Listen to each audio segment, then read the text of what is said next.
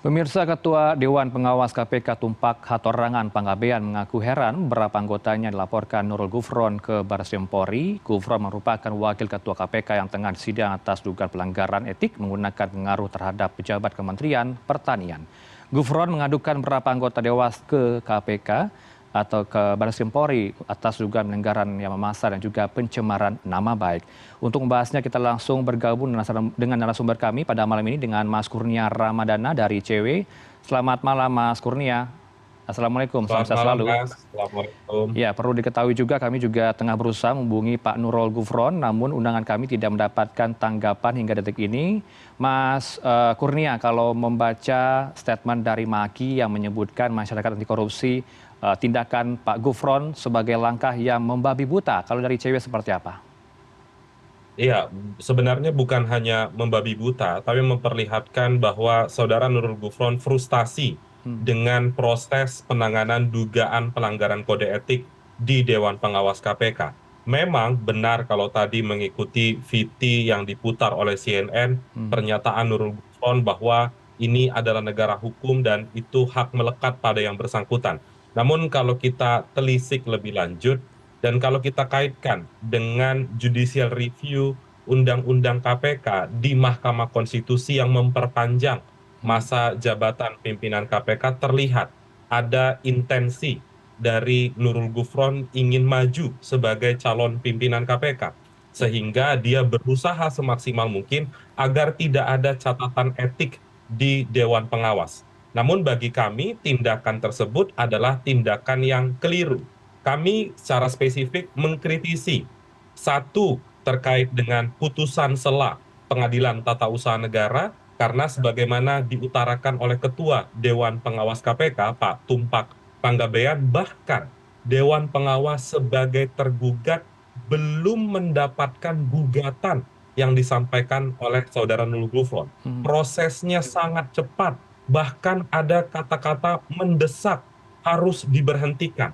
Kami tidak memahami mendesak dalam hal apa. Hmm. Justru tindakan dari atau langkah dari Dewan Pengawas sedang berupaya untuk membongkar dugaan skandal, dugaan pelanggaran kode etik yang dilakukan oleh Saudara Nurul Gufron. Hmm. Bahkan kalau kita telisik lebih lanjut, putusan sela itu memerintahkan untuk berhenti memeriksa Nurul Gufron. Padahal kalau kita mengikuti timeline yang disampaikan oleh Dewan Pengawas, per hari kemarin, Senin 20 Mei, Dewan Pengawas sudah selesai melakukan proses persidangan dugaan pelanggaran kode etik, sudah menyusun putusannya, suara majelis hakim bulat. Jadi sebenarnya tindakan Dewan Pengawas untuk menunda sampai putusan berkekuatan hukum tetap, bagi kami itu adalah tindakan yang keliru. Hmm. Karena proses pemeriksaannya sudah selesai, sampaikan saja bagaimana putusan dari penilaian Majelis Kode Etik di Dewan Pengawas. Bagi kami, kalau melihat konstruksi dugaan pelanggaran kode etik, harusnya Nurul Gufron dapat dijatuhi sanksi berat berupa permintaan mengundurkan diri sebagai pimpinan KPK. Baik, Demikian, Mas. baik. Tapi kalau melihat timing yang tepat atau timelinenya yang sebenarnya sesuai dengan prosedural, Mas Kurnia, baiknya Gufron ini harus menunggu dulu putusan PT UN begitu ya, putusan Dewas KPK yang hari ini dibatalkan ditunda. Kemudian lanjut dengan melaporkan Dewas KPK ke Baris Krim Polri. Seperti itu langkahnya seharusnya, Mas Kurnia. Iya, iya, seharusnya memang Nurul Gufron itu berani Hmm. menghadapi proses persidangan dugaan pelanggaran kode etik. Hmm. Kalau dia merasa tidak bersalah, dia bisa sampaikan sanggahan itu. Selama ini, argumentasi Nurul Gufron itu kan terkait dengan formil. Dia menyatakan ini adalah kadaluarsa dan lain-lain. Hmm. Bagi kami argumentasi itu argumentasi yang tidak masuk akal. Hmm. Kami sepakat tentu dengan pernyataan Dewan Pengawas. Hitungan kadaluarsa adalah hitungan kapan Dewan Pengawas mengetahui atau mendapatkan laporan dugaan pelanggaran kode etik. Jadi tidak ditarik dari awal indikasi melakukan dugaan pelanggaran kode etik tersebut. Bisa dibayangkan, kalau benar ini mengikuti putusan sampai berkekuatan hukum tetap, Hmm. kami tidak yakin putusan berkekuatan hukum tetap itu akan keluar. Bahkan sebelum Nurul Gufron hengkang dari KPK pada bulan Desember mendatang, prosesnya masih sangat panjang sampai di tingkat Mahkamah Agung.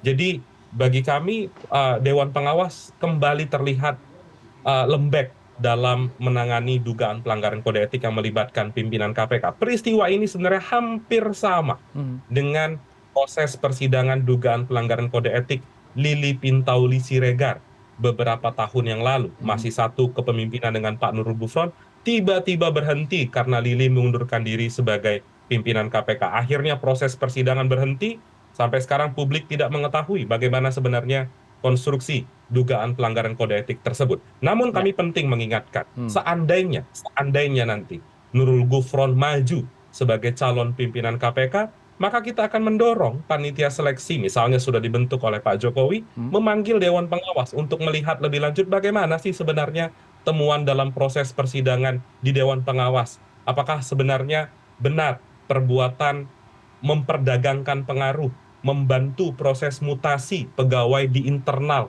Kementerian Pertanian itu dilakukan oleh saudara Nurul Gufron. Ya, Demikian. kita tunggu taji dari DPR gitu ya, apakah bisa mereka mengundang Dewas KPK dalam pansel KPK nanti terhadap fit and proper test begitu ya Mas Kurnia terhadap pansel KPK. Mas Kurnia, kalau melihat laporan ke Barres Krimpori dari Gufron ini merujuk kepada pasal 421 KUHP dan juga 310 KUHP. Anda melihat dua pasal ini apakah bisa dilaporkan atau tidak? Ya, tentu tidak bisa dilaporkan. Hmm. Dewan Pengawas itu bekerja berdasarkan pasal 37B besar Hmm. Undang-Undang KPK, menjalankan proses memeriksa, menyidangkan, dan memutus dugaan pelanggaran kode etik.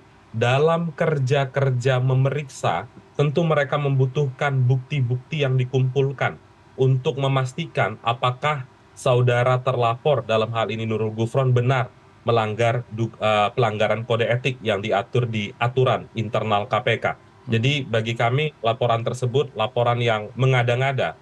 Harusnya kepolisian tidak Oke. menindaklanjuti laporan yang disampaikan oleh saudara Nurul Gufron. Baik, Demikian, Mas. terakhir sebagai closing statement Mas Kurnia, ke depan seperti apa? Ini kan KPK tengah menjadi sorotan kisruh dari internal, apalagi juga ada sidang kode etik dari Dewas KPK terhadap para pimpinan KPK yaitu Nurul Gufron.